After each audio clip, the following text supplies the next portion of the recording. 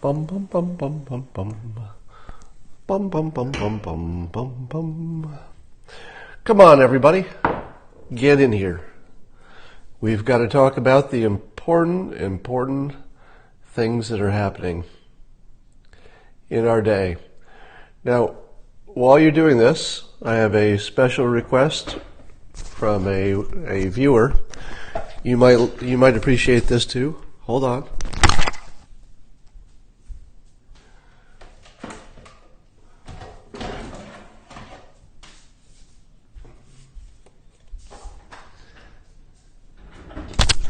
I've been asked to show you a closer look at this photo that's always behind my head. So here it is. So this photo is maybe 10 years old or something like that. And that was my old cat, Sarah, sitting in a chair there. Well, now you know. All right, let's talk. So, you may have noticed that there's a big problem in the world. Oh, you thought we had problems? You've seen nothing until you've heard about Spellinggate. Yes, the President of the United States sometimes spells a word wrong. I know, you didn't see this coming. You probably thought to yourself, thank God we've elected the man who never spells anything wrong. We're all safe now. But no, he let us down again. Somebody just said, OMG, I'm self-deporting. And so I think this risk was captured best in a tweet this morning by Christopher C. Cuomo, better known for his job at CNN. And I'd like to read this tweet in the voice of, hey, Dale, can you come over here for a minute? I'd like to have Dale read this tweet. Who cares that Trump spelled another simple word wrong? I do. As weird as it is to set aside that he is POTUS. POTUS. What does POTUS with no capital letters mean? Is it the same as POTUS with all capital letters? And should present a level of proficiency. Misspelling counsel shows a haste, a lack of thought, that is a requirement for responsible leadership. Why? You want reasons? I'll give you a reason. All right. Well, here's my reason. It just is. It just is. I don't need no reasons. It's the end of the world. Spelling errors. Thank you, Dale. Shut up, Dale. All right. Now, let me try to put some context on this. While the elected President of the United States of America, the most powerful military and economy in the history of civilization, while we were working on denuclearizing the Korean Peninsula, well, that looked like a problem. You thought to yourself, well, nuclear war, that looks like a problem. No, that's not a problem. Typos are a problem. Spelling errors, typos, bad tweets. That's the sort of stuff you need to worry about. Now, you may have noticed a shift. You may have noticed that the anti-Trumpers went from he's Hitler, Hitler, Hitler, until that started looking silly. Once you move your embassy to Jerusalem and, well, I could go on, but the Hitler thing just started looking silly after a while, so they changed that to, well, no, he is mentally incompetent, except that there's no evidence of that, and he took a test and he passed it, and we haven't seen any evidence yet. So then they went to, well, he's maybe not crazy technically, but he's certainly stupid or he golfs too much, and then And then James Comey comes out and tells the world that he's actually very smart. When you sit in a meeting with him, he tracks the conversation and he asks good questions. And then people were like, Comey, can't we depend on you to give us that one thing? Give us something. So then it turned out, okay, he's not Hitler. He's not crazy. He's not exactly stupid. And maybe he's not colluding with Russia like we thought. But I know there's something wrong here. Sure, North Korea is talking about denuclearizing, which they have never done in any prior administration. I'm going to call that luck. There's something wrong with this guy. Okay, the economy is screaming, and that part's good. But there's something wrong with this guy. I know it. And I think I found it. He cannot spell a tweet. You know, they were starting to prepare a little place on Mount Rushmore. They kind of had it all surveyed. They thought, this chunk of granite, this will really work. We'll carve him right into there, right into the side, put him right next to one of the presidents. And then that tweet came out. Are you really going to put on Mount Rushmore somebody who spells like that? I don't care how many nuclear wars you end. If you spell like that, you're not my president. You can't be my president. Let me give you some more context. I said this in my tweet this morning, that I'm old enough to remember that when big corporations decided to let their employees excuse me, have casual Friday, and dress casually on Friday. I kid you not, the conversation in corporate America was whether it was going to destroy the world.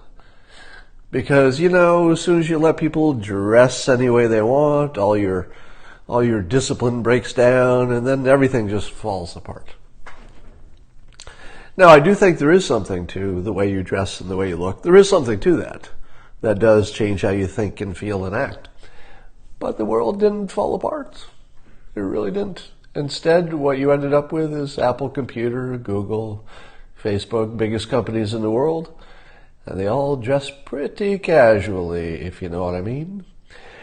So, I also remember when I first joined corporate America, the process for writing a memo, and this will be hard to believe for anybody below a certain age, but before computers, you would write a memo out and you would give it to a secretary who would retype the memo, fix any typos or whatever, and then you'd have to run it by somebody to get another set of eyes on it, and then you would give it to your boss, because your boss would never let a memo go out that had a spelling error.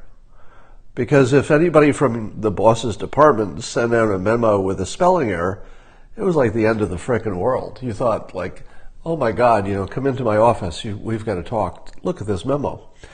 So this was the phone company. So we set up this, elaborate process by which you could approve a memo to make sure there were no spelling errors. How long did it take to write a memo? A week, sometimes 2 weeks. To write a memo. Sometimes 2 weeks. I'm not even making that up, because it would have to go back a few times and you'd retype it and the secretary would be busy and then the boss would be busy and then he's on vacation for a week and the person filling in doesn't want to approve it and why don't you wait a week? So writing a memo and making sure that you did it right took about a week or two. Then computers came and secretaries sort of got phased out. So the days of having somebody else type your stuff went away. And then what happened? Typos became acceptable.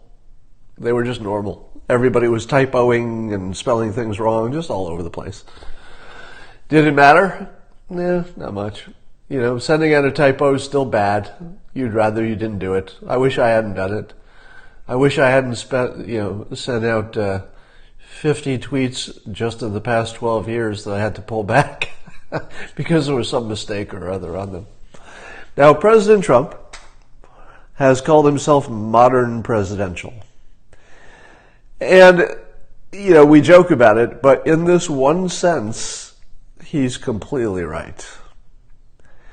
Having your president be unfiltered by the watchers and the spell checkers and the typists and the God knows what gives me a sense that I'm getting his actual thoughts. And it's unfiltered. Now, ask yourself, would you rather have an occasional typo from your president, but you don't know if you're getting his real thoughts? Because, if they're so perfect, it must be going through at least a few checkers who are saying, I wouldn't quite say it this way. I'd take this word out, Mr. President. And then what's he doing? Instead of sending out these great tweets, which will be someday immortalized as the greatest things ever, he'd be like, well, all right, screw it. It's too hard to send a tweet. If I got to fight with you every time I make a tweet, I don't even want to do it. You would end up just not doing it after a while. It would just be sort of annoying every time. So instead, we get modern presidential. We get it fresh. We get it raw. We get the spelling errors. And does it make any difference? Not really.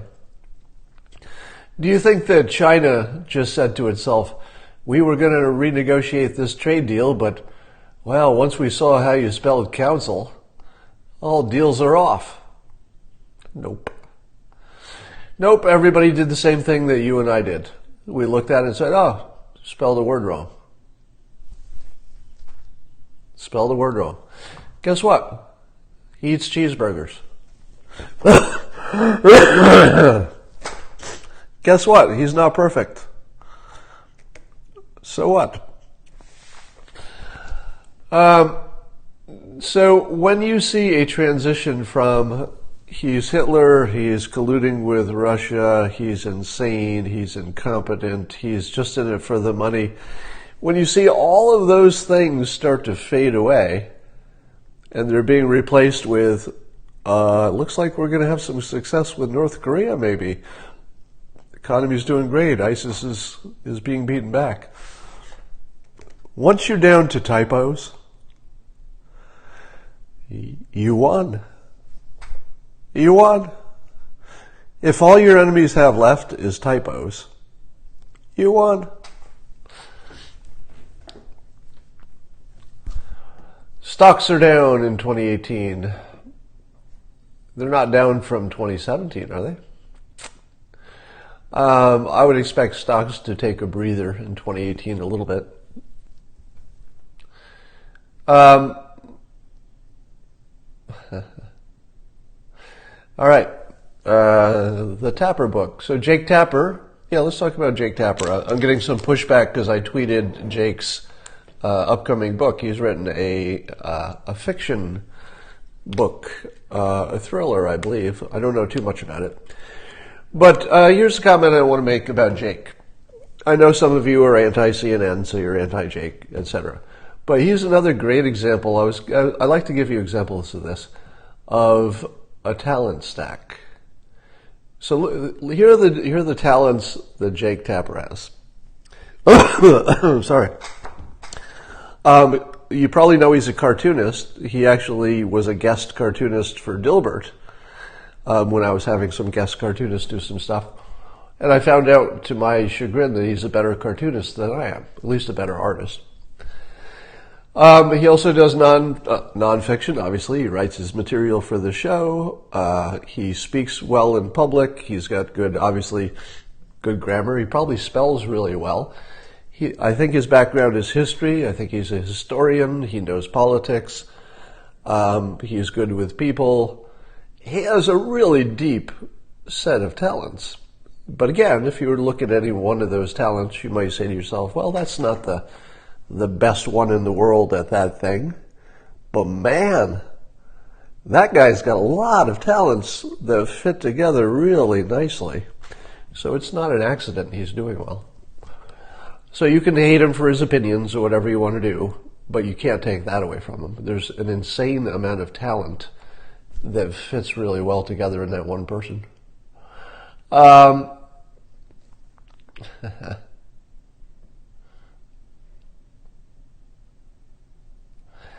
All right.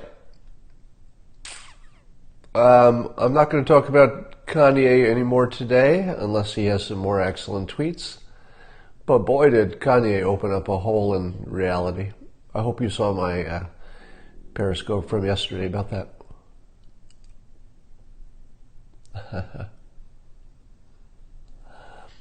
All right. I believe I've done all the sarcasm I need for today. I'm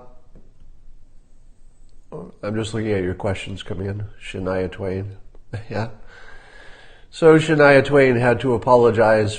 She's Canadian, but she had to apologize for saying that she might have voted for Trump if she had a chance. It's amazing that you have to apologize for that. All right. I think that's enough for now, and I will talk to you all maybe later today. We'll see. Bye for now.